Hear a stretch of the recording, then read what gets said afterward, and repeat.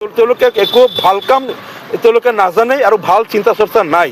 যিজন মুখ্যমন্ত্ৰীয়ে নিজে কয় যে মই মিয়াক কষ্ট দিমেই, মুছলমানৰ মই অশান্তিত থাকিব নিদিওঁ, অশান্তিত ৰাখিম। মানে এই মুছলমান, মই কালিও কৈছিলোঁ যে মুখ্যমন্ত্ৰীৰ আত্মাৰ বেমাৰ আছে। মানুহৰ যেনেকৈ শৰীৰৰ বেমাৰ আছে আৰু মানুহৰ ঠিক আত্মাৰ কিছুমান বেমাৰ থাকে।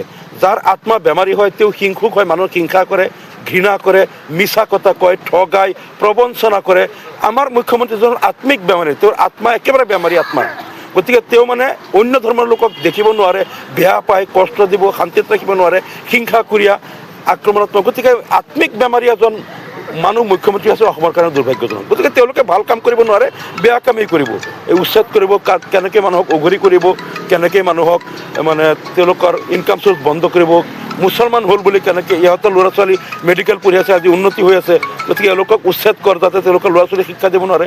মানে ভাল চিন্তা ধাৰা যাৰ মূৰত নাই তেওঁ সদায় বেয়া চিন্তাই কৰিব, বেয়া কামেই